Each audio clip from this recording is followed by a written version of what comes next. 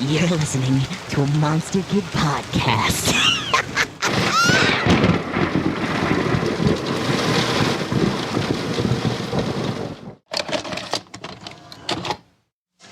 Why don't we rent a video tonight? Yeah, can we please? On a weeknight? Yeah, come on, Mom. It's okay. Sure. Come on. Let's throw caution to the wind. Put a little weekend in your week. Rent a video.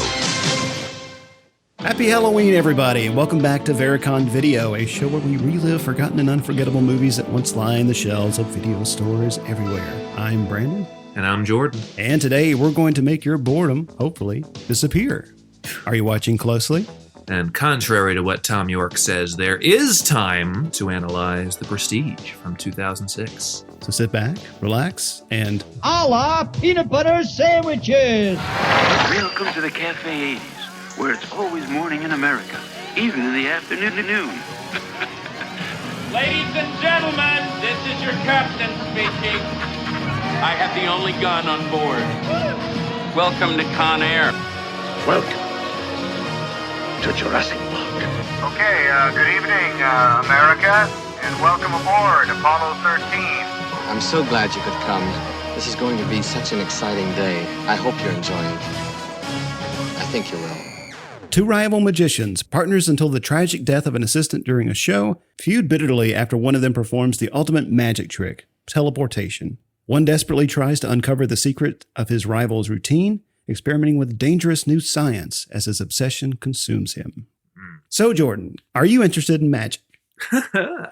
Yeah. I mean, I've always had a soft spot for at least like watching on TV, like either America's Got Talent or like Penn and Teller Fool Us, or like just seeing magicians in the act, either on TV or the occasional like cruise magician or somewhere in the wild. Like it's always been really fun to me because you get to see people who are really good at what they do just work and just have fun. And I don't try and work out where the strings are, and I don't try and work out how they did it. I just want them to entertain me, and they do. An old colleague of mine, who I used to work for when I worked for this short film camp, this guy by the name of Dale, he came up as an escape artist. And he had all these great stories about being in the Magic Castle in Los Angeles and being one of the foremost scholars of Georges Méliès, and he's friends with David Copperfield. And so he has all of these, for years in LA, he would be a magic consultant on a lot of different productions. If they needed a magic episode, like Third Rock from the Sun, they needed to do an episode where John Lithgow would do magic, and Dale was brought in to give him tips and to help make sure everything was done accurately and so that nobody at home watching knew the trick. So I always had that sort of inside eye on how magic worked. And I've always had a soft spot for good stage magic and good close-up magic. I love somebody who can come up to you and do fun trick. Did I ever tell you this one story about when I was in Dallas? And no. I forget if I told you about this, but I was in Dallas with my family early in the morning, the day after a major sporting event. And I don't like getting up early in the morning, but our flight was earlier in the morning, and the entire airport was like jam-packed, and the line for security was out the door. And so we were just waiting online for security forever. And so as we're waiting on for security, this sort of downtrodden-looking bearded Texas guy comes up to us and says, "May I interest you guys in some magic while you're waiting?" And I'm like, "Oh, okay."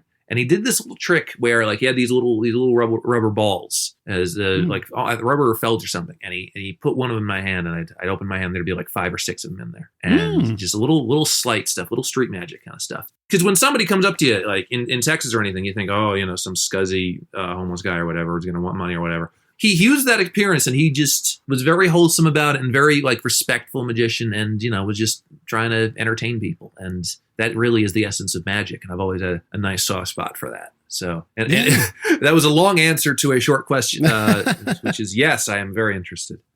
Yeah, no, that's awesome. Yeah, I mean, I haven't really experienced much legitimate, magic myself. I mean, we would have, special guests come to our elementary school to do different kinds of things. And I remember one instance in particular, there was a magician who came, but I don't remember him being very good.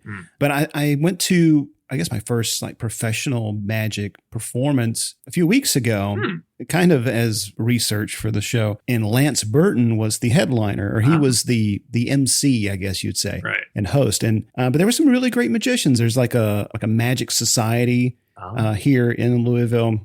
And Lance Burton actually lives here now. Like he's from here, but I first saw him on The World's Greatest Magic, which was a show that ran on network television as a special in the mid 90s, which was a lot of fun. But yeah, there I saw probably the greatest magic trick I ever saw. And it wasn't the teleportation trick, but it was a similar thing. And I'm still puzzling over it to this day. But the magician who performed it had done the same trick on Penn and Teller's Fool Us. And I watched that after, and I was like, okay, I'm going to look for, some particular things that are going on. And I just have no idea how the guy did it, but it was very mind blowing. Yeah. I love tricks like that where like you're trying to do the math in your head and you're trying to figure out, okay, how he can humanly do it, but like it doesn't make sense. I love whenever Penn and Teller can't even figure it out. That's the coolest part, because they've obviously walked the walk and they're like, I didn't know how you got it back in the thing, whatever. I have one more little magic anecdote I just remembered. I'm sorry, but when I was at college, one of my good friends, my friend Alejandro, is a legitimate magician. Like I ran the improv club at my college, and there was one time at my club where he literally came by afterwards and did some close-up magic and filmed it because he was doing a little special or whatever. But like his senior project, because he was in the theater and performance major, was basically doing a full magic show on campus, and in one of the big ritzy theater that you couldn't really get your show into unless you really tried. But yeah, the centerpiece of his act, because he also did a lot of danger stuff. He did something called staple gun roulette, where he had a bag, a duffel bag with 4 staple guns, and one of them was loaded with staples. The other one were completely empty. And he would progressively put the staple gun to progressively like his arm, his head, and eventually his eye, and he would survive every time. He still sees with his eyes. And I just realized if I told this in the heist episode already, cut this out. No. I forget if I've told this on the show before. Feel like maybe I did. I just can't remember how. I don't think you did. Good. But I could be mistaken. You never just check the heist show just in case, because it's a great story. I just don't want to tell it twice. But yeah, he does. He's a real deal magician, and so it's and he would we would be drunk, and he would still do close up stuff and get the trick right every time. He was that good. I have friends who still have signed Alejandro playing cards from the card that he was trying to guess or whatever, or make come out of nowhere. That's cool. Do you yourself know any magic tricks? Oh gosh, there's a couple of card tricks that I learned years ago that I don't know if I still remember how to do. And also I'm very lucky because I have the hands for magic. I have the perfect sleight hands because I have giant hands that can hide things or whatever. I don't remember a ton of them now.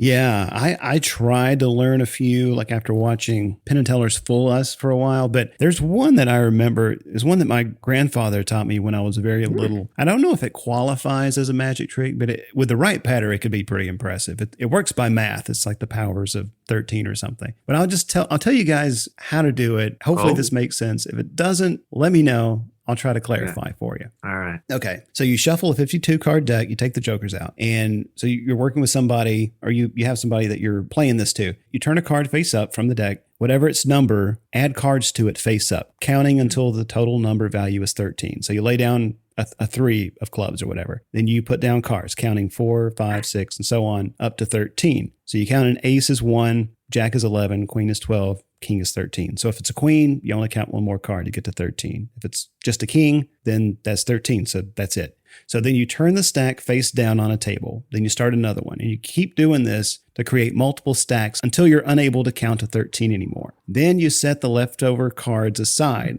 So if you weren't able to count to 13 on a stack, you just take those cards and keep them in your hand. Then you ask someone to take all the stacks on the table, but 3, and give all of those cards to you. So you add those to the cards you had set aside or kept in your hand. Then you ask them to turn over the top card on 2 stacks on the table. Then you count out that number of cards from the stack, from the cards given to you. So whatever you had left over in your hand plus the stacks they gave to you, you count those out. So, and then you add 10. So if it's a 2 and a 5, you count out 17 cards. And then finally, count how many cards are left in your hand. And that will be the number of the top card on the remaining stack on the table.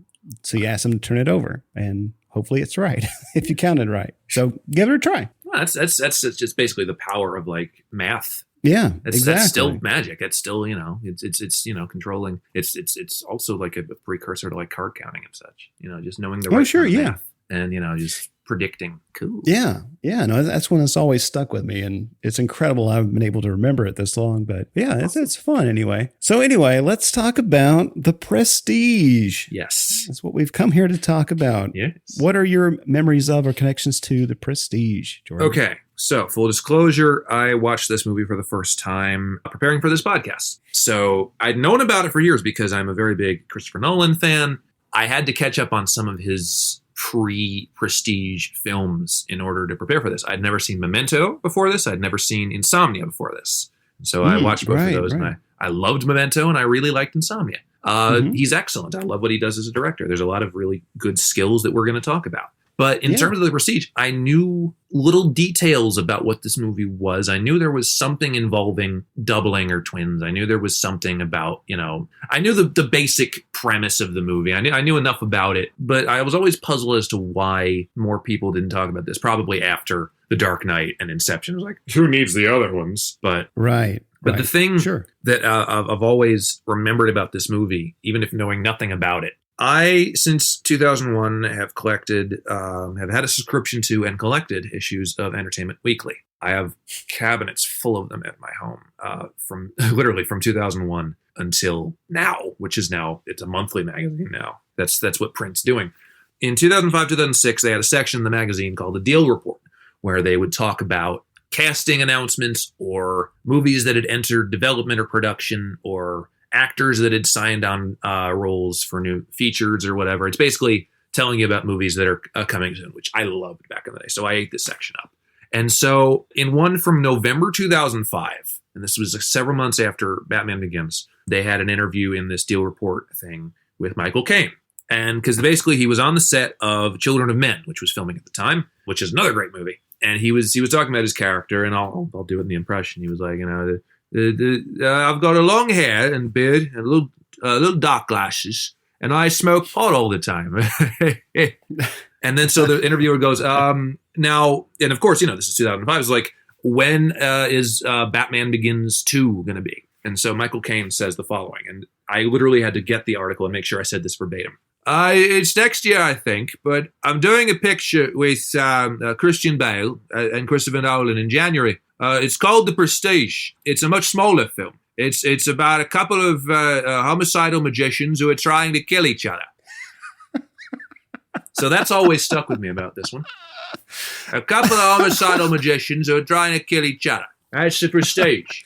Okay, yeah, that's the little thing I've always thought of, even before I saw this movie, and having seen it, yeah, that's what this is. Yeah, that's a much better synopsis than what I had. Yeah, homicidal magicians. They're trying to kill each other. Oh gosh, I'm trying to remember now when I first saw this. I didn't see it in theaters. I'm pretty sure I rented this at the video store, probably when I was in college, and it's one that has always stuck with me. Like, I've always really enjoyed this film, and it's one of those that whenever I come back to it, I always see something new. And I've mentioned that before a lot on this show, that that's what I like about movies, is that, they have, or a lot of them have great replay value. And I think this one does too, or rewatch value. Yes. And so, yeah, like I picked it up on DVD. You can also get this on Blu-ray. There's a UHD copy of this out now that came out last year, I believe. I bet that looks incredible. So it's got to go check that out if you have the capability to watch that. All right, let's give you guys a little bit of background on The Prestige. So it's based on a novel that came out in 1995. It was written by Christopher Priest. Right. The novel gestated for a little while until eventually film rights were optioned. Sam Mendes wanted to do this movie as a follow-up to American Beauty, which had just been nominated for 7 Academy Awards. Another offer came, New Market Films, on behalf of writer, producer, and director Christopher Nolan, of whom Priest had never heard, which is hard to believe. This was this was literally in 2000, because this was before Insomnia or even Memento. So Priest was going to close the deal with Mendes when a VHS copy of Nolan's Following, which was his first movie and very much a debut movie, was delivered to his house by motorcycle. He would have done Memento, but Memento was still in post. And so Priest, just by the strength of following, which is not his best movie, No. was very impressed and chose Nolan in part to also support a new filmmaker over an establishment. So take that, Sam Mendes. Go and make Jarhead instead. Yeah, I'd read in 2003, Nolan had wanted to get this project moving before production on Batman Begins got rolling. And then they started working on it again in October 2005. And the Nolan brothers finished their script in early 2006. Filming wrapped in April that same year. And then just that October 20th, positive reviews. It grossed $109 million worldwide against its production budget of $40 million, received Academy Award nominations for Best Art Direction, Best Cinematography. So they turned this thing around pretty quickly, considering. That's what you could do in the mid-2000s. Nowadays, movies go into production and they don't come out for another 2 years. By the time Indiana Jones 5 comes out, Harrison Ford will be at the ripe old age of 102.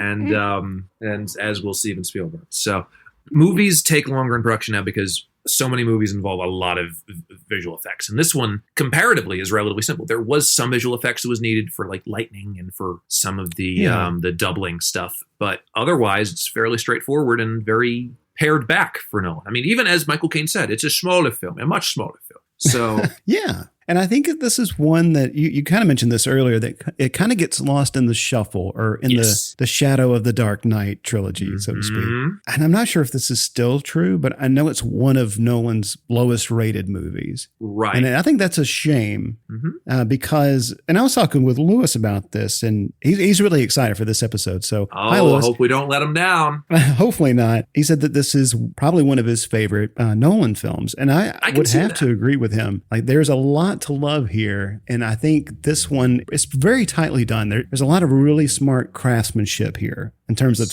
narrative design and storytelling, that sort of thing. Yeah. Compared to a lot of his other more famous works, it's not as pretentious because I love stuff like Inception and Interstellar and Dark Knight, obviously, but it's definitely he's got a style about him, and his style means that he needs to be the smartest one in the room at all times. And that can turn people off. It's also what's turning a lot of awful people off of Wes Anderson right now. Tell anybody out there who's listening who doesn't like Wes Anderson, go to hell. He's wonderful. He makes movies for you because he likes it. No, I agree. I mean, I didn't. I guess earlier on, like when I was a young film fan, being introduced to Wes Anderson, I thought his work came off as very pretentious. But the more that I got into his stuff, the more I felt like it was for me. You know, like it was for people who love movies, and especially just the trailer for The French Dispatch telegraphs that, I think. I am waiting for the exact moment that movie is available in my area. Because they're stagnating the limited release because Disney doesn't know how to do indies. And I'm going to pounce on fucking tickets and I'm going to go.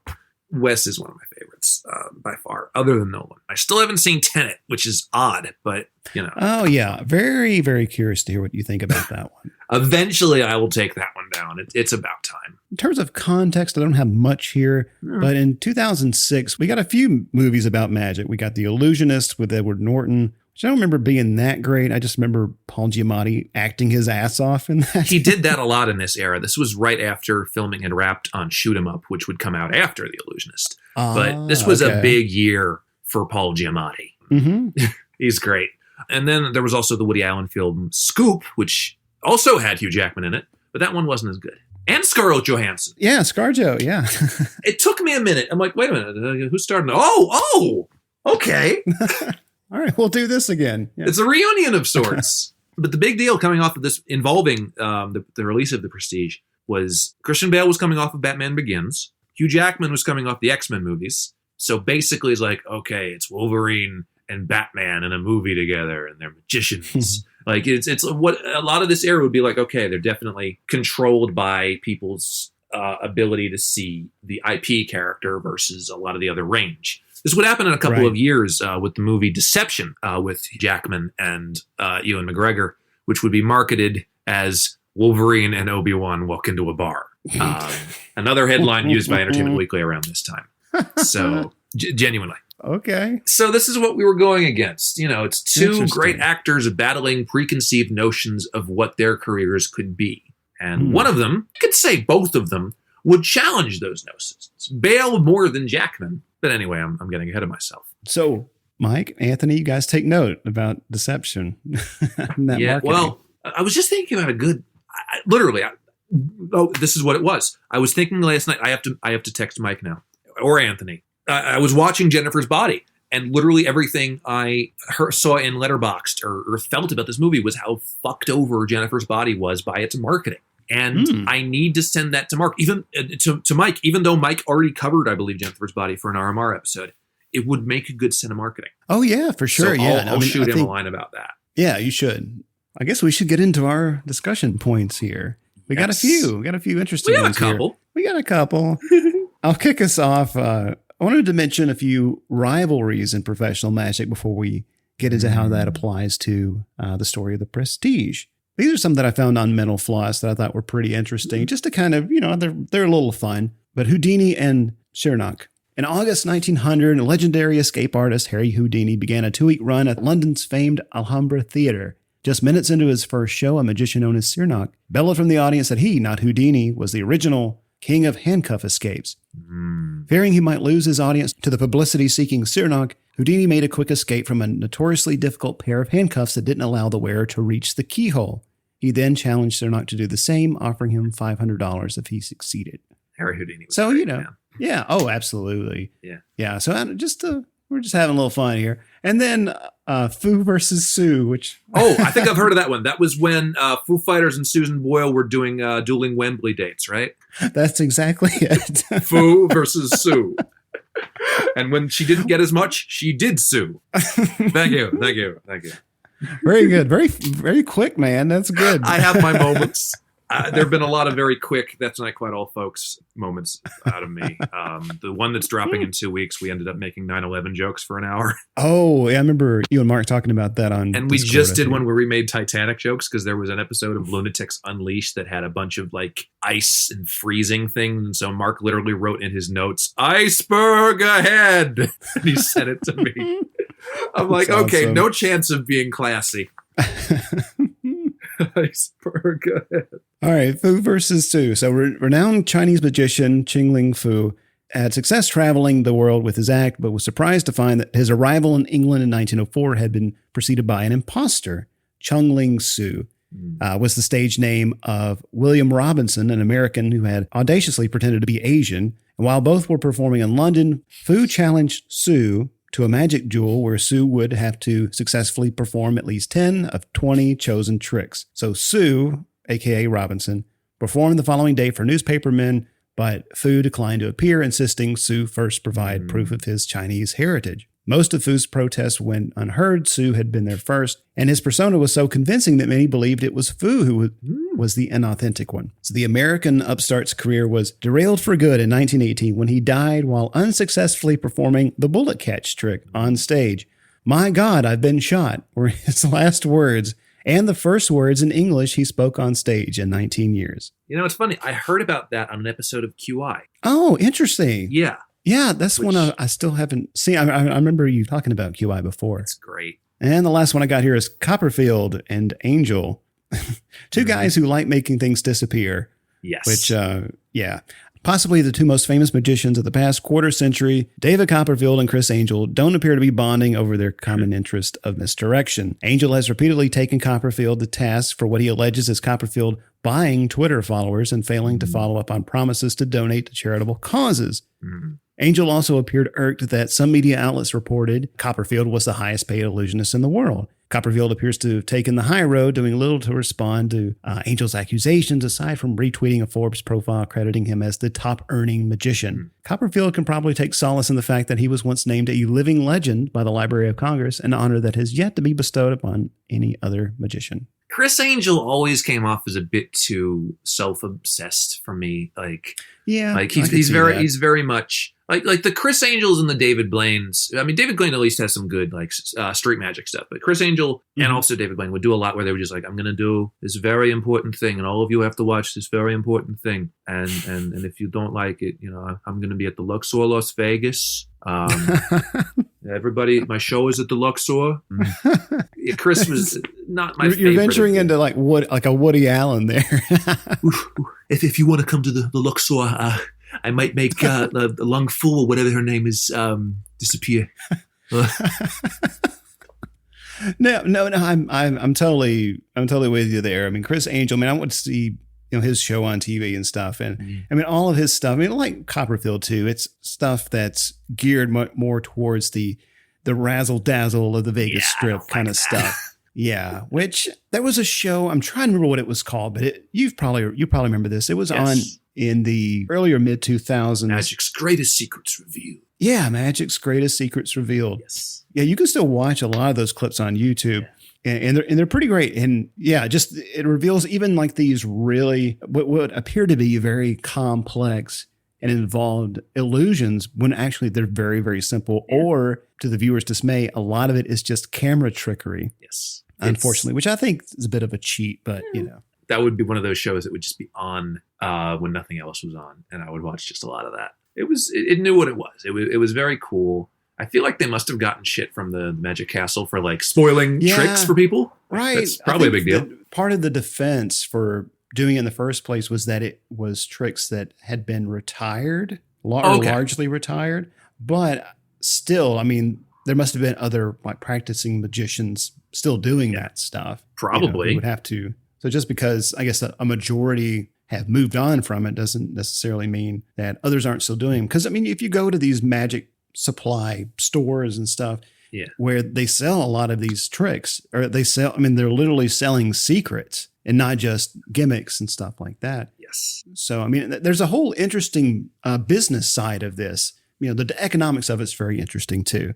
When talking about this movie's rivalry between Albert and Robert Angiers, there's the line very early on about this sort of the cordial but eventually conniving relationship with. There's a line someone has where he's a natural magician. Of course you can't trust him. So that sort of puts the rest of the movie and their eventual fallout into light. I mean, not only is this movie concerned with elements of deception, but also very literal truth telling. Yes. And being able to trust people, even in like close personal relationships. I mean, that's a big part of this film too. Right. So once the initial inciting thing happens where, there's a disaster that happens on stage and Angier's wife dies, then you begin to see these two begin to mess with each other. And the one issue I have with these initial sabotages where, Angiers messes up the bullet trick and Borden messes up the birdcage trick for the other, is how did neither of them spot each other in the audience? Or how did none of the people that were getting audience members spot them in the audience and say, yeah, maybe not them. They look a bit too much like the other guy.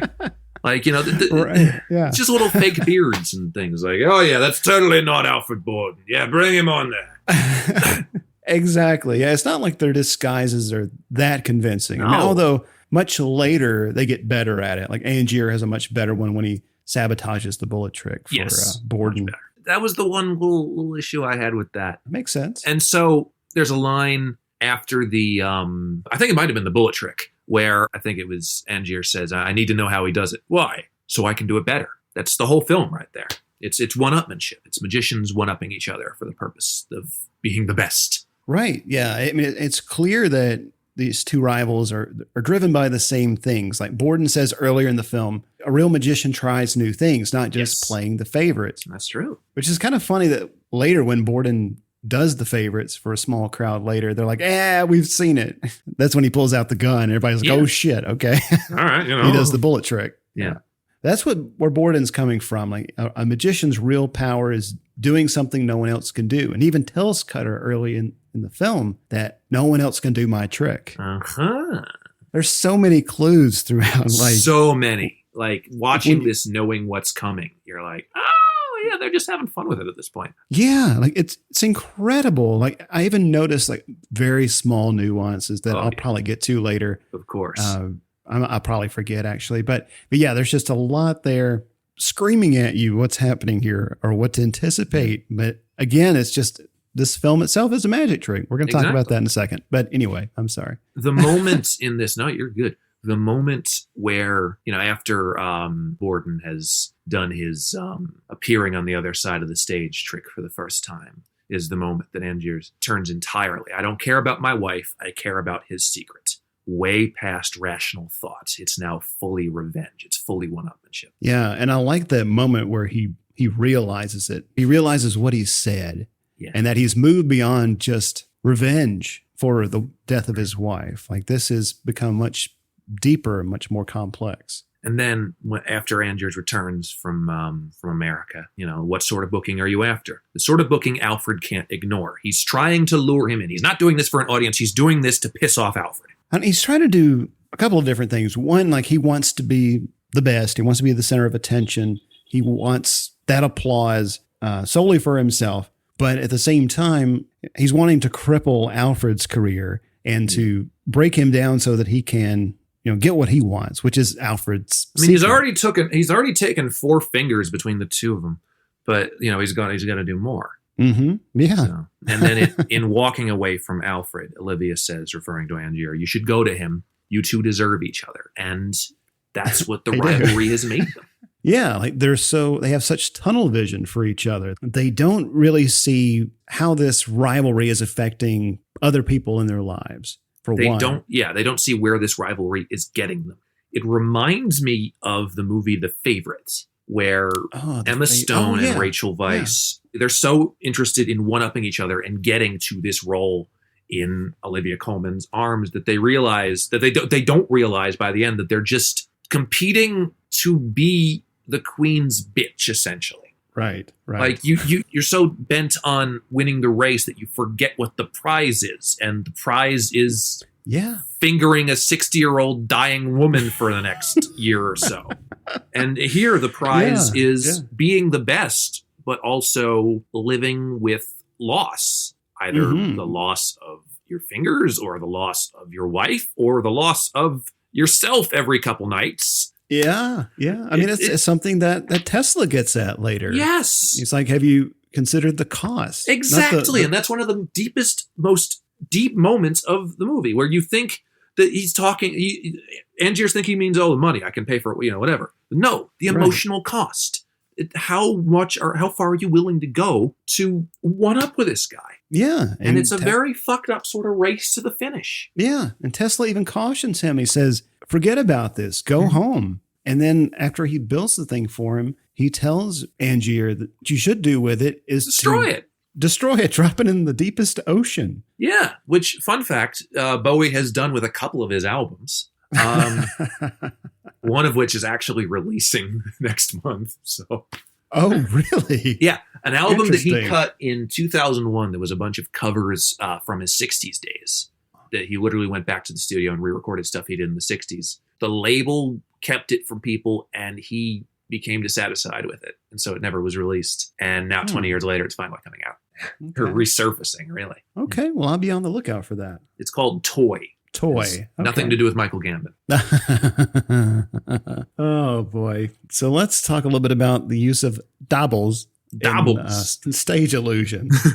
So I've seen a few illusions performed on Penn and Teller's Fool Us that were later revealed to incorporate doubles, typically twins. The volunteer used in the act as a plant or a shill, while the other twin is already prepared for the big reveal on stage. And one that I saw in particular used a Tesla coil as part of the stage dressing, which was a not very subtle way of hinting at the trick, I guess. Yeah. I also noticed that there's a lot of talk about the knot used when tying up Julia for that trick on stage, the one at the beginning that Angier and Borden are both involved in. They're both plants. Borden was supposed to tie a particular knot, but he says that the Langford double is a better knot. And this is the one that she was unable to escape from. Right. And so I thought it was interesting that it was the Langford double, It all comes together. The earliest we see of the theme of doubles in this movie is the bird trick that scares Sarah's nephew, thinking it's real, then asking, where's its brother? And you see Alfred have this hidden response behind a smile, hiding his own secret. Smart one, isn't he? And sure enough, Alfred scrapes out the corpse of the crushed bird, says to the live one, "You're the lucky one today." Absolute telling parable for what happens to Robert. Yes, I thought that was a great little scene. And I want to get to this later when we talk about the machine and how it works, or the rules of it, rather. But I like how Bale plays this scene, just that hidden response that you mentioned. Yeah. Like it's such a loaded like a thing, especially upon a second watch. Exactly. Like when you know it's coming, it's like, great. And then later in the film, Cutter implies that to be a magician, you have to be okay with killing a few birds. And the trick that he teaches Angiers does spare the bird, but, and to quote him, "Someday you may have to get your hands dirty. You just have to know that you can." Mm-hmm. Yeah, revealing that this is a path that Angier will later take, and one that Borden will comment on later when he's like, "Oh yeah, I see you're finally getting your hands dirty." But the vanishing birdcage trick, I wanted to mention this. This was invented by Harry Blackstone, who was a famous magician, and he and later his son, Harry Blackstone Jr., performed this trick for many years. But it was without the use of a real bird. And I saw... It was an actor playing a bird. It was an actor. Caw! I saw Lance Burton do this trick for some kids, and it looks like a very simple apparatus that he's using. I'm sure it's a spring-loaded thing, just like that they present in the film. But the bird, it's just like a little plush bird or something. It's just meant to be like a cute trick. Yeah. For the record, Harry Blackstone sounds like the name of a Michael Caine character. Harry Blackstone. I was a pretty little tot. Like, are you doing Michael Caine, or are you doing Ray Fiennes from In Bruges? Don't you say that bit about my fucking kids. It's pretty much the same thing for me. Well, Michael Caine. Michael Caine uses more of the broken voice. The broken voice, where it gets really emotional indeed.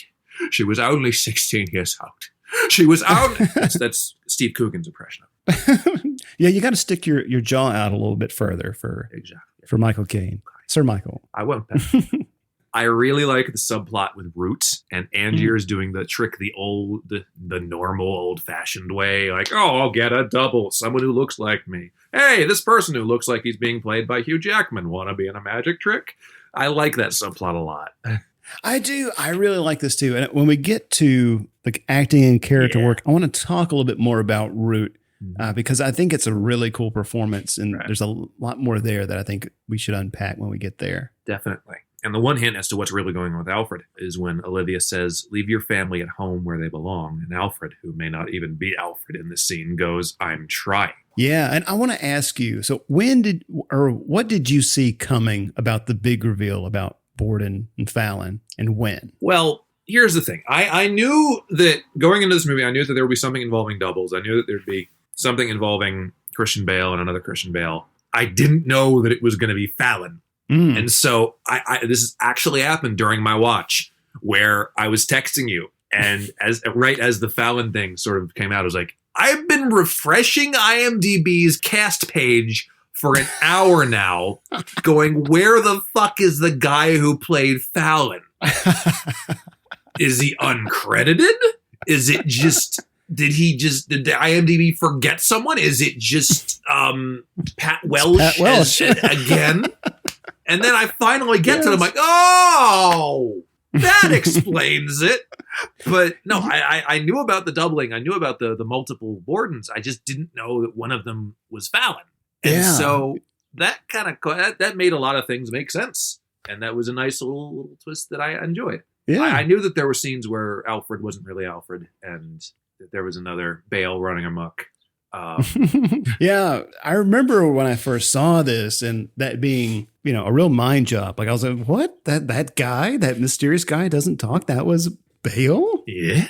Yeah, so pretty cool. And I wanted to mention a few things here. So Bernard Fallon is an anagram for Alfred Borden, for one, which I thought was kind of cool. Then why do you do it with only one L? You could basically do Alfred L. Borden and then have the other L lying around. That's it's true. Like the Tom Marvolo riddle thing again. It is, yeah. And I think I'd read somewhere that the Borden twins were Frederick and Albert. And so Alfred was just Alfred. The shortened version. Yeah, Alfred, yeah. And I didn't notice this until today when I was rewatching it. There's a scene at dinner. It's after, I guess, let's put it this way. Alfred has dug up Fallon. Yeah, that was one thing. From the cemetery. Once the twist came, I was like, oh my God, poor guy. Right. That could have been the end of everything. Yeah, because that next scene, they're at dinner Borden shows up and he's clearly frustrated. He's just talking to, he's talking about. Just sorry, I have sand in my lungs. I mean, no, I don't. Right, yeah, because it's the way it's played. It's like that he was the one in the box. That he was the one who had a bad day, and I mean, he makes a kind of a snide joke about it. His wife or somebody calls him Freddie. He says something like, "Well, that's my name," and then later she calls him Freddie, and he says, "Don't call me that." Yeah.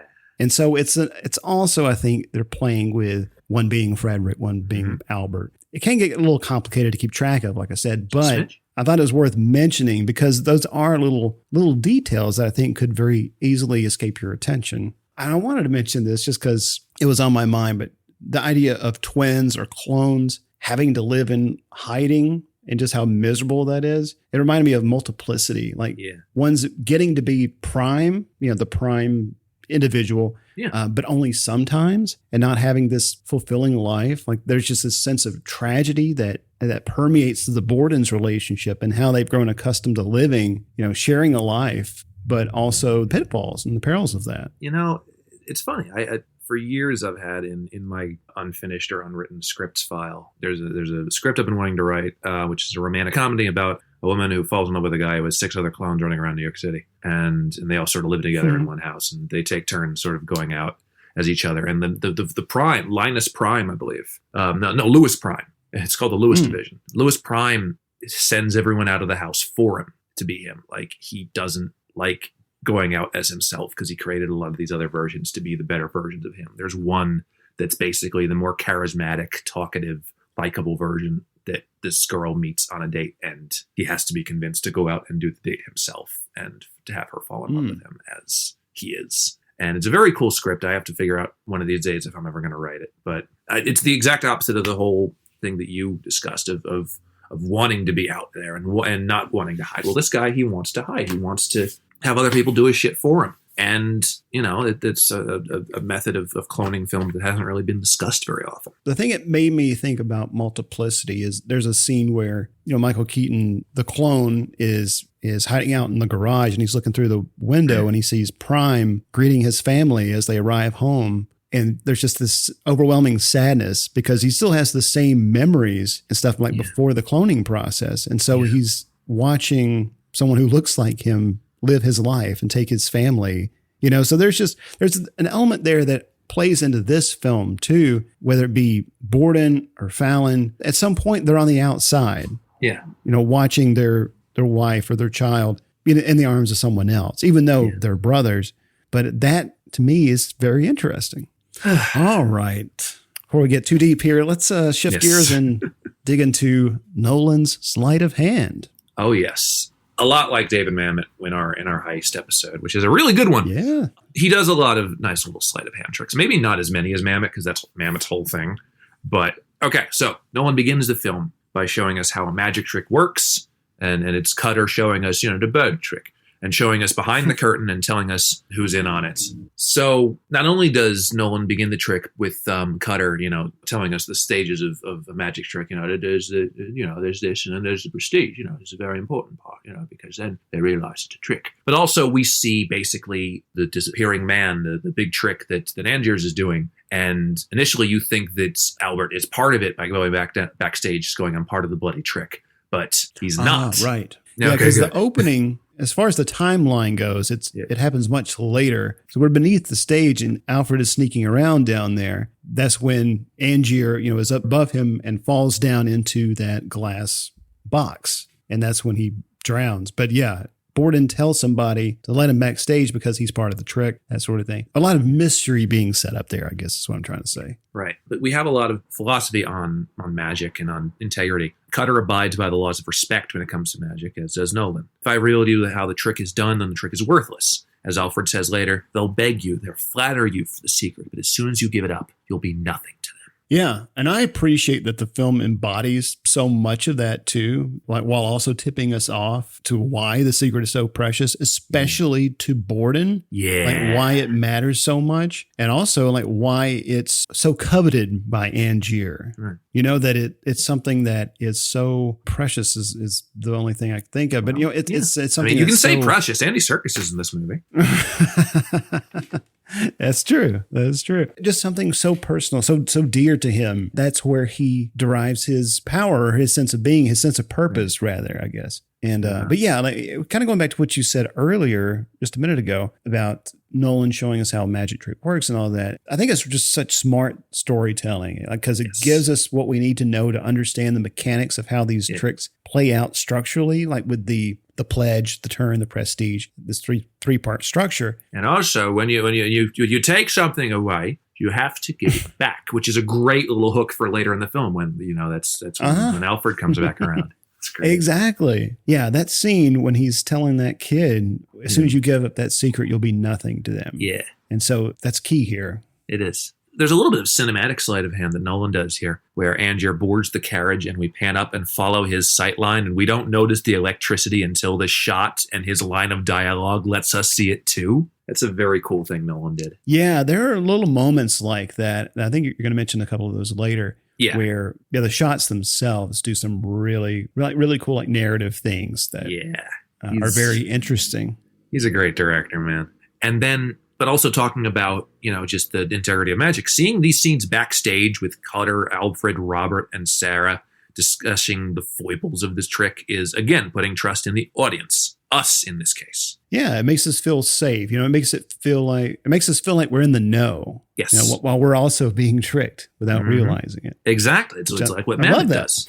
Yeah. Yeah. The Chungling Su trick that we see is fascinating because we see it through the eyes of Alfred and Robert. And we see Robert unsuccessfully trying the trick back at home with the little fishbowl between his legs. Yeah, that's a funny moment in Borden. And I didn't catch this the first time I saw this, but it's mentioned that he was hired by Cutter to figure out how their competition does their tricks. You know, he's very sharp, and he's able to, like, whenever he goes to see Angier shows, like he's very quick to pick up on how he's doing it. Right. And so just that insider knowledge helps to acclimate viewers to the trade to some degree. Like whenever Borden is telling Angier early on about Chungling Su, and they're watching the guy get into a carriage, and he's like, that's the trick right there.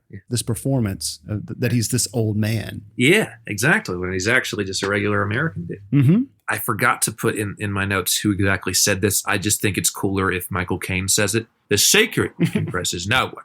The trick you use it for is everything. Yeah, I can't remember who says that either. I hope it's Michael Caine. Borden. I hope it is too. It could have been Borden, but you know, and then it just it takes 20 years off of that accent. Then. I wanted to mention the whole diary element here. I like that because it's a cool little thing. Because not to explain it away too much, but for much of the story, Angier is deciphering this cryptic journal or diary that he received by way of Olivia. And then as he's reading on, he's done all this work to try to decipher, to find his trick in there, to find his secret. Borden is actually writing to him. And it's great. It's just like a big fuck you to Angier. Yes, by the way, this would probably be where you'd expect me to find the end of this trick. Well, turns out, Alfred, or Robert, sorry, I forgot which one I was. No, you'll have to find this in the next installment, which costs $24. No. And I like that Angier uses the same thing against him whenever Borden is in prison and he's reading Angier's journal. Yeah. And it's just a big fuck you. It's like, hey, you're sitting in jail right now, rotting away for my murder.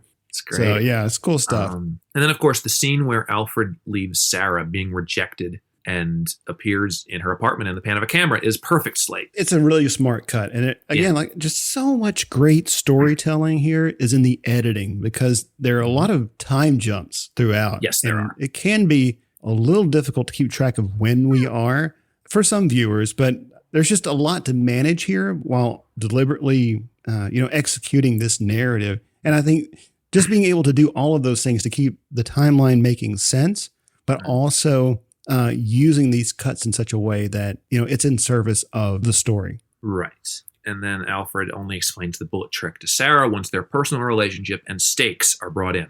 I don't want to have to raise a child alone, he says, which perhaps the most fun sleight of hand trick in the film is when Alfred moves the shackles to the guard's legs, and he nearly takes a bow when the trick is sprung. I love this scene. I love how it plays out because he's being harassed by this guard, and he does this trick with the ball, and you think he bungles the trick, and everybody's having a laugh, and then that's when he reaches down and has shackled the guard. It's great, and he's just delighted with himself. But I think the best sleight of hand in this movie, or at least for the audience, is brushing the film's ultimate trick solution by us very early on. When discussing Alfred's double corridor trick, Clutter very plainly tells Angier that he uses a double, but Angier says that's too simple. So because we believe Angier, because he's one of our protagonists, we brush that off. Couldn't be a double. So we keep searching. We keep believing what the movie wants us to believe, that it's real magic, when in reality, the film's own prestige is telling us that Cutter was right all along in a way. Yeah, and I love this so much. You know, we want it, just like Angier, we want it to be something more. Like, we're totally convinced that Borden has something more complex and robust going on. It couldn't be that simple. You know, and the movie told us that he uses a double. Borden himself tells Root that, I was doing the same trick once, and I used a double, you know. No, this is the answer. It's not more complex. Oh, yes, it is. I'm going to go an American, spend a bunch of dollars on a friggin' death toaster that makes it even more complex. No, you could just get a double. No, I'm difficult. And so even Olivia goes back to Angier and tells him, well, he's got these beards and glasses and stuff laying around the apartment. And Angier's like, all of that's misdirection. You know, he told you, he showed you what the gag is. Like, nah. Yeah. Also, speaking of sleight of hand, Angier to Olivia, he says, I need you to go and work for him. Well, we all know how that worked out in Heist. Oh, yeah. Gene Hackman was like, I'm going to need you to suit up. And then, of course, his wife falls in love with Jimmy Silk. Well, I think that Gene Hackman turned out a little bit better than Angier did. That's true. He still got away with it. With the central cloning brouhaha of this movie pitched against the backdrop of real life people and real life things, one of the things I wanted to work on with this movie is the prestige science fiction. I mean, it's fiction. We know that. But is this yet another entry into the science fiction genre by Christopher Nolan? Or maybe even his first. So part of what makes the fantastic turn this movie takes so cool is that it comes in the form of a real figure, Nikola Tesla, that is more of a mystery to the American public. So it's a logical sci-fi step. I mean, before he became as well-known as he is now, he was just this mythical figure. Oh, he tried to do what Edison did and was successful but more disgraced. And there was a story. He was basically like folklore, like stories of Tesla that made him sound cooler than he was, even before some South African dickhead would use his name for the name of his car company. Yes. So making this step into using the mysterious figure as a way of moving into sci-fi is the same tactic that the movie Shadow of the Vampire made. Sure, Max Schreck could have been an actual vampire. In the realm of the film, let's go with it. Tesla could have been an actual sorcerer too. We're in the movies. Let's dream. Which Shadow of the Vampire, if you haven't seen it, go check that one out. It's an interesting movie because you get to see a lot of really cool performers running around between Malkovich, between Eddie Izzard, between obviously Defoe. There's a couple other cool ones in there. It's a very interesting movie, especially considering what it actually does. Who? Udo Kier. Oh, Udo Kier is it? Yeah, I mean, it's the director giving back to the Paul Morrissey horror films that Udo Kier was in. Flesh for Frankenstein, Blood for Dracula, both of which are so good. Blood for Dracula is a blast if you've never seen it. It's Warhol-y, it's softcore porn at times, it's ridiculous, but Udo Kier brings it, man, even when covered in fake blood. It's something. I like him a lot. I'll have to check that out. I haven't seen it. Yeah. But I think even Cutter mentions this to Angier when he tells him about the convention that Tesla's going to be at. He says that science elevates a trick and conjures an audience's imagination. So I think that applies to the movie-going audience here as well, like leaving us to wonder the degree of this story will be grounded in reality and what's just smoke and mirrors. Yes, exactly. And the moment you realize this is a fantasy, essentially, is when Angiers comes across the field of duplicated hats and 1 or 2 cats. Now you know Albert may have been lying about Tesla's involvement in the trick, but there is something fantastical going on here, clearly. Yeah, and we get this clue in the very opening of the film with the field of cats and hats, and no Mike Myers roaming around, though. Sorry. Thank God. But it's a great visual, too. It is. It's probably one of the most striking visuals that this movie has to offer. Like, it makes this set come apart from a lot of other movies. Like, well, what's going on there? And there's definitely a difference in Alfred's version of the trick versus the science-led Angier version. And it's sort of shown in this, the version that Angiers does with actual cloning is shown in an ominous light as well, with ominous music and foreboding tones. We're led to believe that scientific magic is bad and normal slate magic is good. So how so? Like, is it more that scientific magic is unknown and dangerous? Because Angier even attempts to reassure the audience that what they're about to see is, quote, considered safe. Yes, by him. You're trifling with the powers of the unknown. You're doing things that shouldn't be done by human beings. Like you're right. There's a reason Nikola Tesla says, "Hey, destroy it. Get rid of it." Because we have to remember this is like 1899. Yeah, the masses aren't ready for shit of this caliber. Right.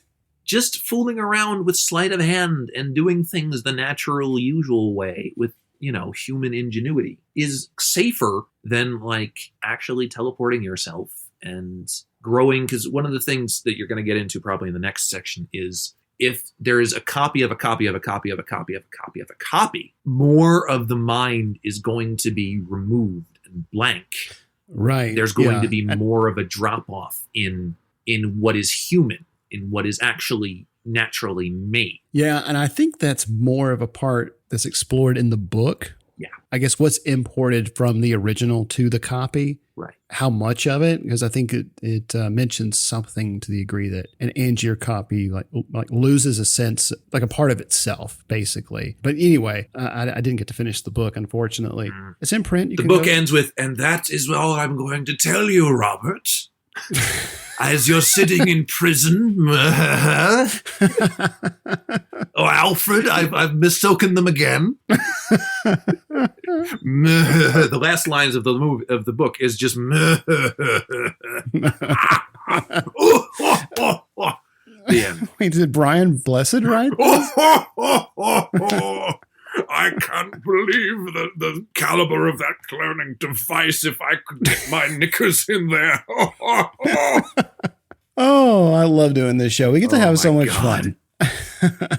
I got a short segment here, duplicating Dantons. So what do we make about the rules of how this machine works? Like the idea that Angier would never know which him would be in the box. Like, would it be him or would it be the copy? And I don't really know if we could tell, like, because it seems to be, at least what the movie seems to imply is that it's like a perfect copy. Yeah. So, but he's killing himself night after night. You know what I mean? Like, I think the first time that we see he does it successfully on stage, when there's a look of relief that he has, I think that might be the first successful one where it's the clone and he's just coming to for the first time on stage. Yeah. He's coming to terms with the fact that, okay, old me is dead. What am I doing? Is this really going on? It worked. Oh no.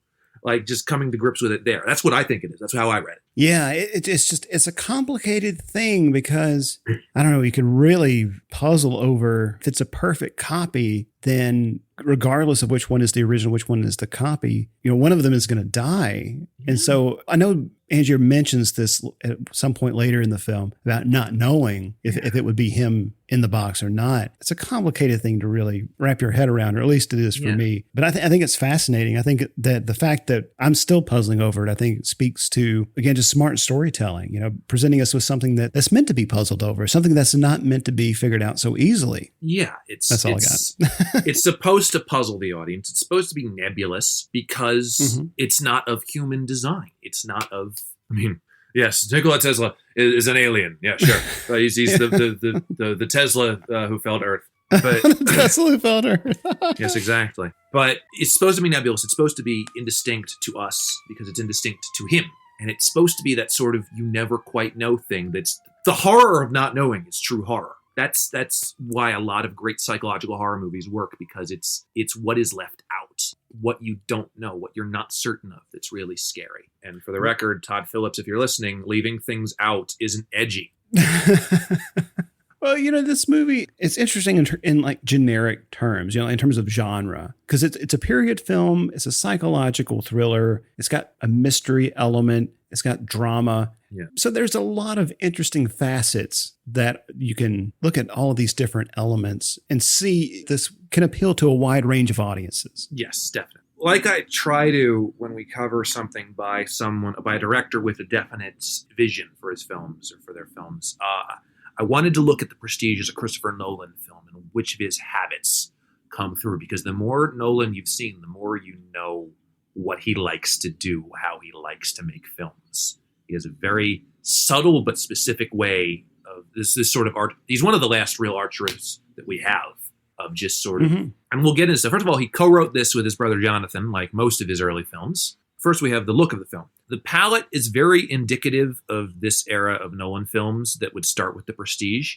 Grayer, crisper, more washed out. You get more colors in stuff like Insomnia, Memento, or even Batman Begins. You begin to see a bit of a graying leveling around this time, starting with this movie. The shot of the lights coming on in the testing fields around Angier's and Alley is pretty awesome through a bit of a shrouded in fog for Nolan. It's still like a very striking shot. And there's a lot of very striking shots in this movie. The hats itself is a great shot. Yeah. The hats and this particular shot. I remember this from the trailer when it came out. The shot of the lights in the field. When we get towards the end in memorable scenes, like there are just some shots that just really stick out when you take in the frame, and you're just like, that looks fucking awesome. Like the composition is spot on. It's very deliberate, smartly lit, placement of the camera, placement of people, use of angles and lines, all of that stuff looks really great. Onto his editing, which obviously a lot of his films are meticulously edited. My favorite bit of intercutting he does is when Angier uses a better disguise for Borden and seizes his new trick. And we cut between the show in progress and a bitter Angier describing it in the aftermath. And it's very coolly. Yeah, and we don't even see the outcome of the trick. No. Like we're just left to assume. I mean, it's a logical explanation of what it is just by the reaction. Right, It's extraordinary. Nobody's ever done it before. And we just are left to only assume how it went. And of course, we assume correctly, because obviously he appears at the other end of the door. It's easy. But just the way that it's presented and the way Angier looks so distraught and he's recounting how the trick went. And he says, it was the greatest magic trick I ever saw. Yeah. The power of that, I think. Yeah, that's all you need. Very effective. Yeah. Nolan's camera movement with match cuts is perfectly in place as well. This is what he does a lot of the times, where he just uses a lot of match cuts and how he moves it. Like there's a lot of these in Inception as well. Like making sure the rhythm also corresponds with where the camera is going, where we're panning, where we're turning. He's very good with that in this. Yeah. And the same can be said about the way the film is edited. Snappier, more rhythmically than Batman Begins, which was just a year before this. Yeah, and I haven't seen Batman Begins in a while, but it's good. Yeah, no, I really like that one a lot. Yeah. I would even say that it's my favorite of the trilogy. Yeah, it's probably the most similar to Nolan's other stuff and the least pretentious of the three. I still think Dark Knight is the best of the three, but that's because I'm basic. And also I saw that movie like 3 times in the theaters. So perfectly valid. Yeah, and like I said, I haven't seen them in a while, but the editing here I think is a real standout. Yeah, it's good. Yeah. And again, this is a non-linear film, which is amazing. It's cut up all over the place, shown as we need to see it, not as it happens. Would this film work better in chronological order? Probably not. Neither would Memento. Neither would Inception. Yeah, and again, I think that's a testament. It's presented the way it is. Sorry. Yeah. No, I think that's just a testament to Nolan's filmmaking and just being able to manage time in such a way that it makes sense for an audience, which I think I'm thinking about my parents specifically, because if there's time cuts at all in a movie, like they're just so lost. Where are we? Yeah. Where did we go to? Are we early or are we late? Why am I doing your parents as Jewish? I don't know. Shows you where I grew up. Yeah, very New York Jewish thing going on. My hometown, there is a very nice sized Jewish population. A note about the sound. Like most Nolan films, the sound design is not kind to the dialogue, so use subtitles when watching this movie. Yeah, the mix and the accents can be very thick at times. Yes, so, especially certain actors who do that for all their films. Indeed, I definitely encourage you to watch with subtitles as well. It's okay if you don't know how to read. It took me 7 or 8 odd years to figure out the letter R, as I can't even say.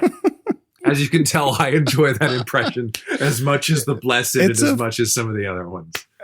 It's a fun one, man. It's a great one to do. Michael Caine has said contemporarily the best impression he's ever seen of himself was Tom Hanks on Saturday Night Live. Really? Yes. Interesting. He said that Tom Hanks did a really good one. There was a sketch that was Elton John corralling the knights of the league or something, all the celebrities that have been knighted.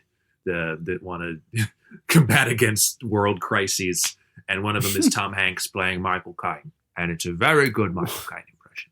For my money, the best one is Rob Brydon, but Tom Hanks is pretty good. Okay, all right, I'll look that up. I'll find a clip. Yeah. Anyway, speaking of that, performances. Sorry. Yeah, no, let's talk about some acting and character work here. Let's start off with Hugh Jackman as Angier. One of the original choices for this role, Josh Hartnett. Yeah, that wouldn't have worked. Josh Hartnett was busy filming Lucky Number 11, thank God. We talked a lot about Josh Hartnett and his hair in his introduction in Halloween H2O over on the Gory Picture Show. Hugh Jackman's American accent is really good in this movie. Sounds nothing like his Wolverine accent, mostly because Wolverine's Canadian. But I think he does really well here, and it's aided him ever since. He's used a similar American accent in a worse movie about a showman that would come out about 12 years later, which I will not name. If you want to see me slag it off some more, listen to the Freaks review on GPS. Yes. Now that's a good point. No, his accent is really good. It is. I didn't know for several years that he was Australian. Oh, yeah. And similarly, I didn't know for a long time that Christian Bale was English. So, well, Christian Bale uses a different accent in all of his movies. And when he's doing press at any time, he's taking on the accent of whoever he's playing at the moment. He's that method. Yeah. So this is, we'll get to this when we get to Bale, but Bale, this is one of the few movies he actually uses his natural accent. I like when there's that frustration about, because another part of the mystery, which it kind of falls by the wayside at some point, whether Borden knows, whether he remembers what knot he tied. Right. We never find that out. Right. And when Angier is reading about it in Borden's diary, he just exclaims, how could he not know? Yeah. Like, how could he not remember what knot he tied?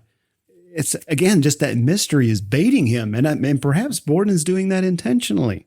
So I thought that was really interesting. And I mentioned this earlier, but let's not forget that Angier was at first driven by revenge, blaming Borden for his wife's death. But it's still a part of his agenda because he still uses the glass box as his tomb for his own death, as it were, as a big fuck you to Borden. Yeah, it's one-upmanship. Going into this, I had no idea that Hugh Jackman played a second character in this movie. And Root comes off like a modern Robert Downey Jr. character. And I mean that somehow as a compliment. Yeah, I rewatched Zodiac recently. I need to watch that for the first time. I still haven't. Oh man, you got to see that. It's so. I know. I'm down on my good. Finchers. There's a lot of Finchers I haven't seen, and that's one of them. And I own Zodiac as well. Jack gave me his copy on DVD, and I still haven't watched it. You've got to move that to the top of your list. I'll pick a night where I can do an over 2 hour movie, and I'll just. Yeah, that's true. You need to, because I think it's damn near a masterpiece. It's Fincher, so it's got to be good. The more I watch it, and as a true crime fan, like I have a passing familiarity with the Zodiac case, and just like the level of authenticity and recreating the period, it's just really, really well done. But anyway, yeah, go check that out. Let's talk about Root for a second, because to me, it's one of the more interesting performances here. Like his Angier getup is almost exactly, he looks exactly like Angier, but there are little differences, little subtle things like the nose and the teeth. Yeah. Just subtle things that mark him as not quite a perfect match, but passable from the stage. And I think that was a smart choice, just to go with those tiny little details to set him apart as a separate character. It's funny because I think they had I could be wrong here. I believe that in the sequel to Now You See Me, they had a character that was Woody Harrelson's character's brother, also played by Woody Harrelson. And he looked slightly different. He had I think hair and had a different accent. He was obviously it was basically a goofier character for Harrelson to play, a lot like Jackman is a little goofier. And yes, checking it now, that was in fact what they did. Here, at least, there's a better reason for the character to be here other than just letting the actor mug a little bit. Also, this is a much better movie than Now You See Me 2.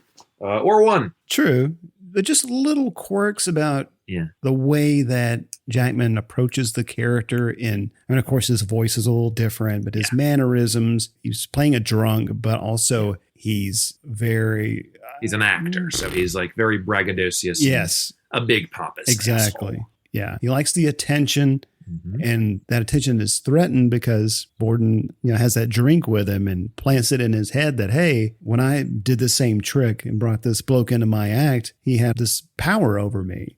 Or something like that. Root disappears at one point. No pun intended. But still, I mean, a nice little element, little comic relief as well. Now, Angier is a lefty. Jackman naturally is. And I wish I'd paid more attention to his performance as Root to see if he made a choice there, to see if he tried to... I wasn't watching Root's hands, per se. Yeah, I wasn't either, but I had read in my research that Jackman does intentionally, or that's something that he does take in mind or take into account when he approaches a character, especially if it's based on a real person, to get those little details right. And I thought that was pretty cool. Yeah, but Jackman, I think it's a good, full, fleshed out performance from him. It's a performance that puts him on the radar of a lot of other more serious filmmakers. I mean, just this year, the same year Prestige comes out, he also does Darren Aronofsky's The Fountain. And I can't believe I'm saying this, but The Prestige is easier to understand. Yes. And sure. It sets him up for more meaty roles like Prisoners and this year's the shitty Christopher Nolan ripoff that came out 2 months ago, Reminiscence. Movies like that. Yeah. I want to ask you real quick, just because I'm curious, what did you think of Prisoners? Did you see it? I haven't seen it. Oh man, that's a good one. It's another one I haven't watched because it's over 2 hours, and I need to really hunker down for those. Yeah. Oh man, that's a good one. I really like that one a lot. I think you might dig it. I'm trying to knock off all the Villeneuve ones that I don't need to read a nonsensical book in order to enjoy. That's fair. Which means no, I haven't seen Dune yet, and I probably won't. I saw it a few days ago, and I liked it pretty well. I mean, it's beautiful. It's incredible cinematography and production design, breathtaking. All right, let's talk a little bit about Christian Bale as Alfred Borden and Fallon. Yeah. I mean, I already said that, this is a rare film where he actually does his natural British accent, a luxury that his Australian counterpart does not have. Yeah, I'm trying to think of another film where he gets to do his natural accent. Maybe Equilibrium. I haven't seen it in a while. I've actually never seen it. I forget if he's British or not in that one. Is he British in Reign of Fire? Is that... Oh, God. I can't remember. It's been so long. It's hard to really nail one down.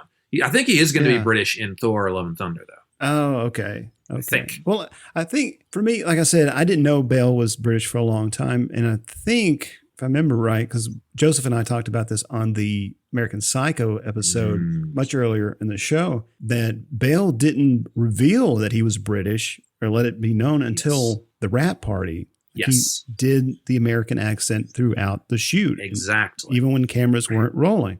I wonder if he did that for Big Short as well. Oh, I'm not just sure. To piss off Brad Pitt. Probably. Probably. Yeah. But even at the time, he was doing press with the American accent. That's what he does. He keeps the accent that he's worked with, and then he picks a new project and he drops it. That's how method he is. God. But he's great here. He's an excellent lead here. Yeah, he's good. All right, Scarlett Johansson is Olivia. Okay. She does well enough here. She's very good moving in between both of these leads. The accent, though. Scarlett Johansson trying a British accent. It's kind of there. I mean, as much as I admire this film for getting an Asian actress in this time period, this is not Scarlett Johansson's best accent. Do I have to explain the Asian thing? That was from Ghost in the Shell. Yeah, I'm vaguely familiar with it. It was when she basically said she had a right to play Asian roles. or whatever. And also the one where she almost got the role of a trans guy. And she's like, I can play whoever. I can play any role. That's what acting is. And everybody's going, oh, Scarlett, shut the fuck up. She's fine here. Yeah. Michael Caine. As Cutter.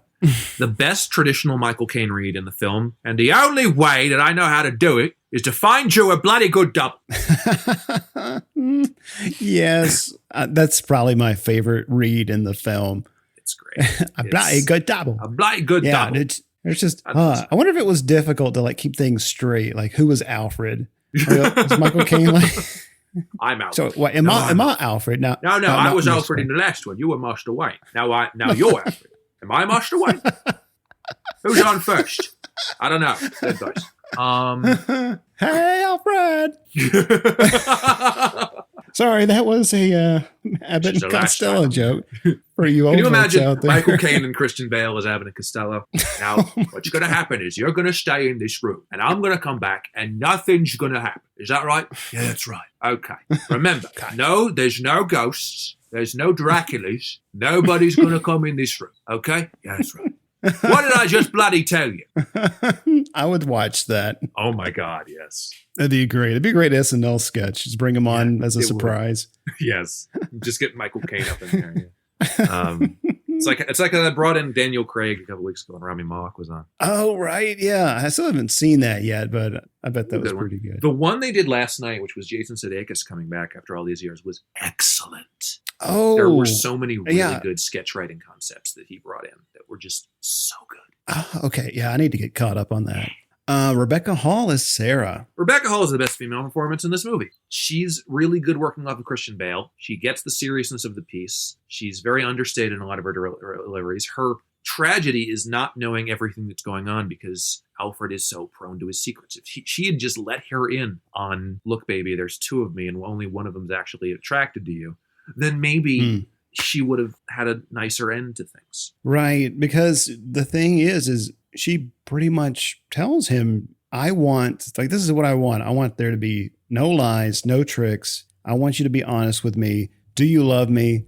And he says, not today. Yeah, because it's not him. It's not the one that actually loves her. Right. Because the other one is in love with her. Exactly. And so he's in love with Olivia.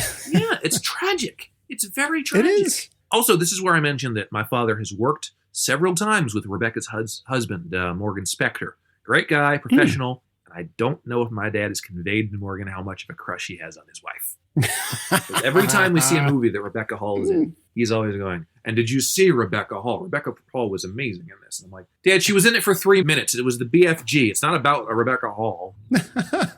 BFG. Oh, my God. That's great. Yeah. So we should talk about David Bowie. Because, holy fuck. And it's a small role. There is no small role if you're David Bowie. Any movie he's been in, it's a large role, even if he's in it for 3 minutes. Zoolander, it's a large role. Into the Night, it's a large role.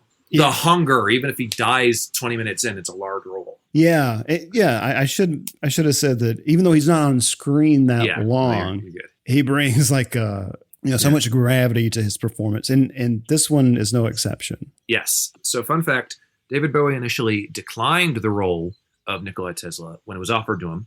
Christopher Nolan flew out to him personally to tell him he was the only person that he imagined for the role and that his larger-than-life persona would make the idea of Tesla building a cloning device believable. Upon hearing this, David Bowie changed his mind and took the role. And this would be David Bowie's last screen role. And look, even I can admit that Bowie isn't the greatest actor. I mean, I am a huge fan of his music. He was one of my bucket list concert acts before he passed. I adore everything he's done. And even I can say that in stuff like The Hunger and other projects, or even Labyrinth, he's not the greatest actor in the world. Something about him just fits as Tesla. The character feels well-worn, respectful to the real thing. A lot like Terry O'Quinn as Howard Hughes in The Rocketeer. Yeah, he fits remarkably well in this role. And Bowie, for what little time he appears on screen, it's a well-considered performance. He has this regal quality. He's dignified, yet very mysterious. This very slight accent, which he uses really well. Yeah, the accent, who cares if it's It's Bowie. Let him do what he fucking wants. Exactly. He's David goddamned Bowie. It's nice that he managed to drop in anyway, because 03, 04, I believe, is the beginning of the maybe you should stop touring, considering the diagnoses we're hearing about period of his career. He says the line in this: "Nothing is impossible, Mr. Angier. What you want is simply expensive." This could work in the context of the film, or it could be Bowie in 2006 talking about the possibility of him making another album, which he would in 2013, regardless. Yeah. We don't see, we get into his workshop, I guess you'd say, but we don't really know anything about what he's doing, right, or what he's building, the nature of his work. Like he says he's essentially living in retirement. Even that just has so much mystery. I mean, we see the Tesla coils and stuff, but we don't really understand the nature of his work. And I like that the movie isn't bogging us down with that, because it doesn't matter. And like the trick, not knowing is scary. And the more we think about what's really going on, the scarier it gets. Ooh. Yeah. Ooh. Halloween bitches. Spooky. Yeah. Oh, we got some honorable mentions here. Oh, Ricky Jay shows back up here. Great day for the race. Ricky Jay was in charge of teaching sleight of hand to the two principals. He did an awfully good job. Yes, he did. And he was a close-up performer and didn't usually do stage illusions, but he plays this, I can't remember his name now, but he plays a stage magician in a few scenes. This accent and inflection he does, like he says, he has this read of, "I trust you can both tie a strong knot." Because that's what magicians did in this era. They would just do inflection things. And Ricky Jay was just paying tribute to some of his heroes, I think. Yeah, I think you're right. Or I'm inclined to believe that, because it just, I was like, is Nolan giving him direction on this? Is this how? Why would you give Ricky Jay direction? He's Ricky Jay. It's like David Bowie. You got two legends of craft here. Why direct? I was just thinking, about The Dark Knight Rises and Tom Hardy's inflections when he survival.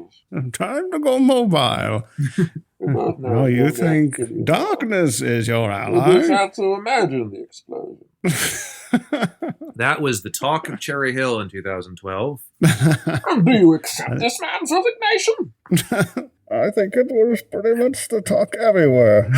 my friend Mick has he has a joke where he's like, what if he took off the mask and he still talked like that?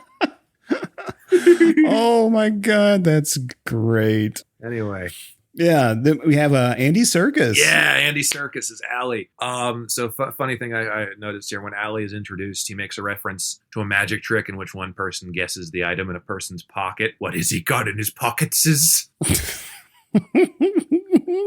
When I first read this in the notes, I laughed out loud. I thought that was fantastic. If you're gonna have Andy Serkis in your movie, at least in this period, you're gonna let that sort of comparison happen. Absolutely. And again, you got to remember, it's 2006. This is a rare Andy Serkis role where he's playing an actual human being. To date, he played mocap characters, animated characters, and it's rare to see him as a regular dude at this point. And he'd do it again in Inkheart. Okay, villain, but still not entirely mocap. And was it Black Panther he was in? Yeah. Where he's a South African accent. Yeah. He has a New York accent in this one. I can't believe I'm saying this, but his accent, his claw, might be a little bit better. Do you think it's just a little much? Like it's a little too forced? It's a little bit like a New Yorker, a British person's idea of a New York accent. A little bit like Benedict Cumberbatch's Doctor Strange. Right. Okay. Yeah, that makes sense. Jim Pinnock, the color commentator from Best in Show, plays the prosecutor. Yeah. He shows up in so much stuff. Yes. I'll never forget him in Independence Day as a British officer in a scene when word is coming from the Americans about how to take down the spaceships. He says, "It's about bloody time. What are they planning to do?" When you're watching that next time, that's him. And I also, as a maitre d' in a funny thematic connection here, Multiplicity. Oh, he was just lining up to do clone movies in this era. Can you imagine like that being your career? Like you get typecast as being in clone movies? Oh, no, wait, that's Jean-Claude Van Damme. Never. And the late, great Roger Rees shows up for a few scenes as Owens, the solicitor for Lord Caldwell. Great actor. Would you care for a date? How about next Thursday? just had that sort of that wonder that he just added to a lot of his performances. I remember one of the first things I saw him in, other than Robin Hood, was he did an arc on the show Warehouse 13 on the Sci-Fi Network. He played the very villainous McPherson, and he was wonderful. He was a great villain. He knew exactly how to play it. He was such a joy to watch, and that's what he does. He's a joy. He was a great, joyous, wonderful actor, and he was taken from us far too soon. Absolutely. The most recent thing that I saw him in was on Grey's Anatomy. Oh. My boyfriend and I got through a lot of Grey's Anatomy, like 10, 11 seasons. It was a lot. It's a lot of procedurals. It's a lot, yeah. But Roger Rees, he's there for a few episodes, and I was like, oh, that's Roger Rees. And there was a series on in the early 80s called Playing Shakespeare. It was like this live acting workshop where RSC members would perform scenes and talk about acting and directing and stuff. It's great. And James Judi Dench shows up, David Suchet, Patrick Stewart, Serena McKellen, and then Roger Rees shows up for an episode or two. Good. If you've not seen it, watch it. I couldn't recommend it highly enough. If you love acting and theater, it is incredibly insightful. It is a masterclass. Like, it's got to be streaming somewhere. I bought it on Amazon, like a digital version years ago, but it's very good. I can't remember how many episodes it is, but I think you would especially like it. I'll have to dive in. I enjoy my Shakespeare. Although I like to piss people off, like the true Shakespeare scholars. I like to piss them off by saying, hey, you know what my favorite Shakespeare adaptation is? 10 Things I Hate About You. Oh, yeah. And just see them squirm and have to admit, yeah, actually, that is pretty good. Yeah. You're damn right it is. But I will say it's very revealing in terms of giving really fascinating, intimate insight into how these actors that we know and love work, like their approach to acting. You can see that a young Patrick Stewart seems to be very full of himself, whereas you have David Suchet and Ian McKellen approaching it in a very different way. Sir Ben Kingsley shows up. Sir Ben as well. Sir Ben. I literally said this right before we went on, and it's a hanger on for the next one we're covering on Patreon. But a coworker of my dad's worked with Ben Kingsley on a project, and he prefers people to call him Sir Ben. Okay, that's a wrap on Sir Ben. Or Sir Ben, you're going to take this. You do you, man. Like, it's a bit pompous. I know that some people are very particular about their titles. I mean, I work in academia where people, this is a whole thing, but I mean, for my students early on, like, I didn't really care if they called me Brandon or Dr. Hardy, but now it's almost, that's what you're encouraged to have them do, because it's kind of part of the whole academic experience. No, the whole academic experience for me was, hey, first name basis only, man. No, none of this Mr. shit. Yeah, no, see, I had relationships with professors when I was a student that, it was the first name basis. And I actually like that. I prefer that personally. It's great. Like, I don't even like, especially outside of work, I don't really care, like, people call me Dr. Hardy or whatever, but some people are very particular about it. And I know one comes to mind, Peter Weller, Dr. Peter Weller. Oh. Since he got his PhD. That's Dr. Buckaroo Banzai to you. Yeah, that is, yeah. Or Dr. Robocop. Even in his cameos. Yeah. I've watched some of those that he's done for other people, and that's how he introduces himself. Peter Weller. Dr. Peter Weller. Yeah. In case you run into Peter Weller at a con. Thank you, Doctor. Be forewarned. Although I would call him that anyway, because, Buckaroo Banzai was, in fact, a trained surgeon. Ah, that's true. So, yeah. Dr. Robocop. Dr. Robocop. That'll be a great guy, though. Music by David Julian. Yes. The scores here is pretty good. It's mostly minimalist, atmospheric, understated. Yeah, it does. Moody. It's a fine Nolan score. I do see why he would eventually buddy up with Hans Zimmer in his next couple of movies, because you remember the score for Inception. You remember the score for Dark Knight and even Rises. Right. Like, what Hans Zimmer does. Like, I listened to this on a walk a few weeks ago, and it was one of those that I hate to say this about anybody's work, but that it's good background music, music you put on while you read or something. It's a mood setter. I'll say that. There is only one pop music note in this one. but it's a very good one. Only one contemporary song was used in this movie, and it's over the credits, and it's Analyze by Tom York. In 2006, Tom York was not really known for doing much solo work, although this was off of his first album, The Eraser. For those of you not in the know, Tom York, lead singer of Radiohead, one of my favorite bands out there. It's one of those things that shows me at my weird indie niche shit, but like, I'm a very big Radiohead fan. Most people find Tom York's sort of wail and weird vocal tones to be kind of annoying. I made fun of him in a That's Not Quite All Folks episode that dropped recently.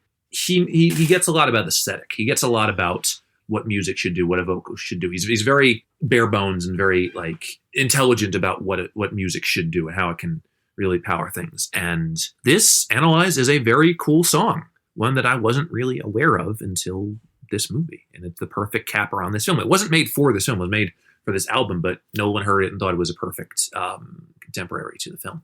Yeah, no, I thought it was pretty cool. It was unexpected. Yeah. You know, for a movie that was takes place around 1900, like you didn't really expect a modern or a contemporary song to play over the credits, but it's great. Fits. Yeah. It just fits. Yeah. Eventually, he would get into the business of scoring films like his bandmate Johnny Greenwood would. And he did the soundtrack for the Luca Guadagnino Suspiria, which is a very, very good soundtrack. Very nice.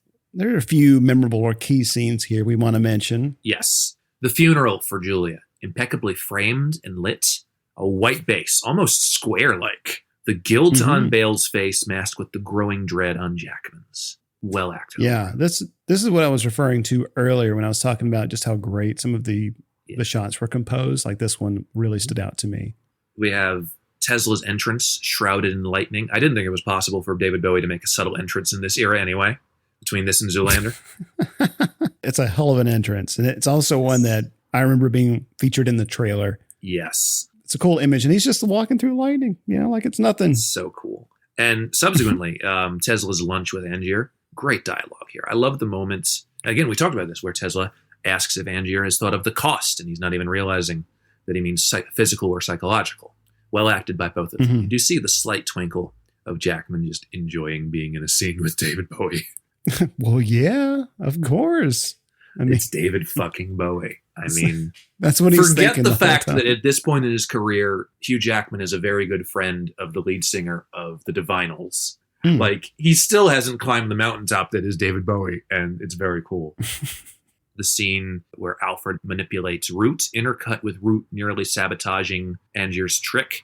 It's a great Bale Jackman two-hander, but different than the others because it's Jackman as Root, and it's a different dynamic. Alfred is as strong as ever, and the way he plays Root is fantastic. And it finishes with Alfred stealing Angier's own trick on stage. So it's a great sequence overall.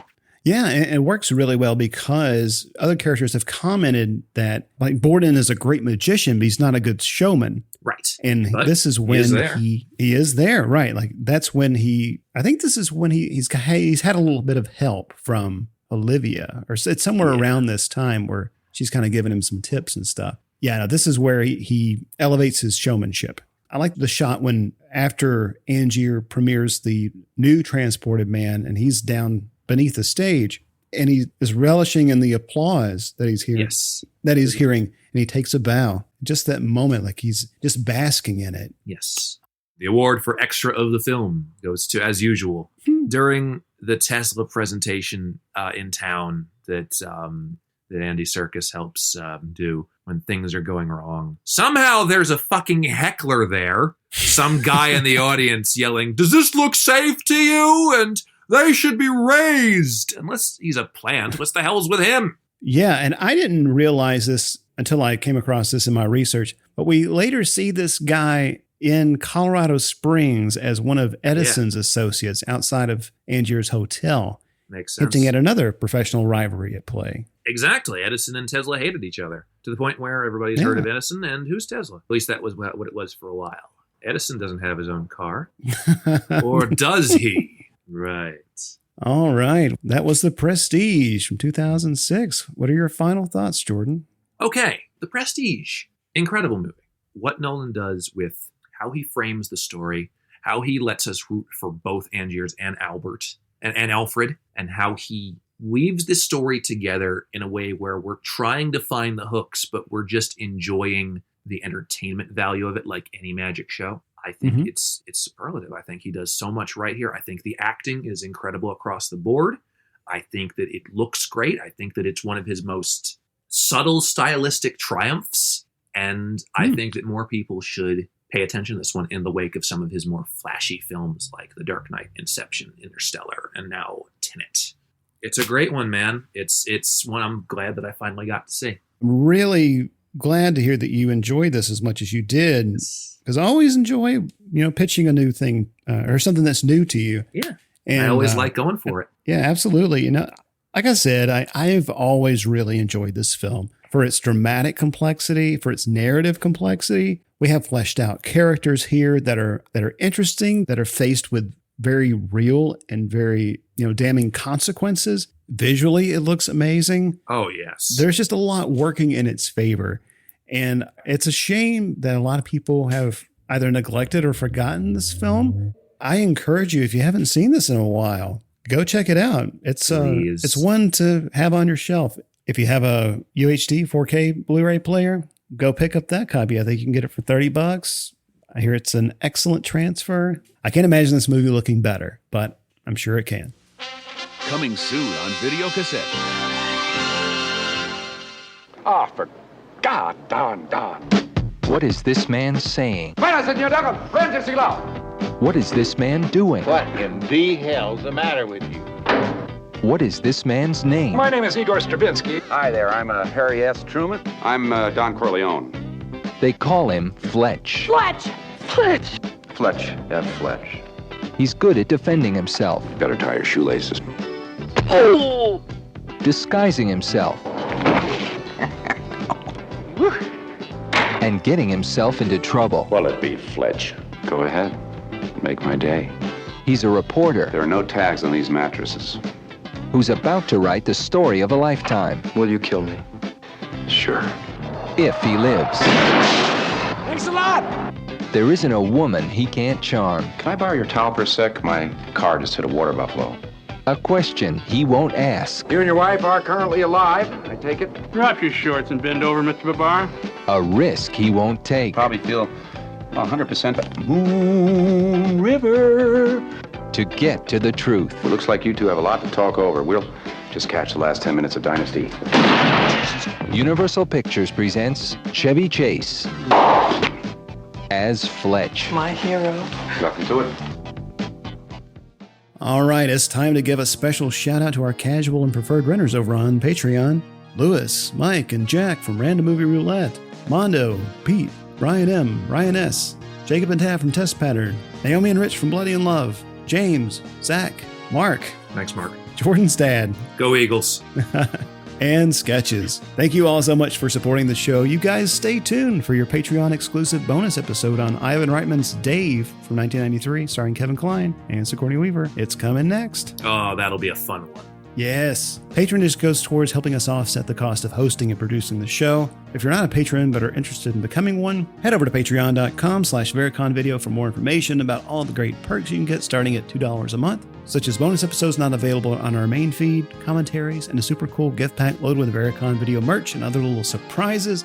And as of this recording, we have 12 full-length bonus episodes and 10 full-length commentaries over on Patreon that you can dive into the moment you sign up. And we're looking at at least one of each coming up too. So, yes. Also, remember to rate and review the show on iTunes. If you have questions, suggestions, or just want to tell us what you think of the show, drop us a line at vericonvideo@gmail.com. You can DM us on Twitter at VericonVideo or give us a call, leave a message on the Vericon Video hotline at 312-620-5560. That's all for today, but we'll be back soon to talk about more forgotten and unforgettable movies pulled from the shelves right here at Vericon Video. So long, everybody. Hey, Brandon, did you ever hear the one about Michael Caine taking a plane trip to Barcelona? No. Well, he was seasick the day before, so apparently the Caine in Spain stayed mainly on the plane. Good night, everybody. Goodbye, Vietnam! That's right. I'm history. I'm out of here. I got the lucky ticket home, baby.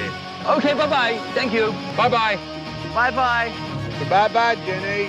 Bye-bye, boys. Have fun storming the castle. Bye-bye. Do take good care of yourself. What is this, your farewell speech? Going home. Have a good trip. Hasta la vista, baby. I have to go. Adieu, auf Wiedersehen, Gesundheit. Stay away.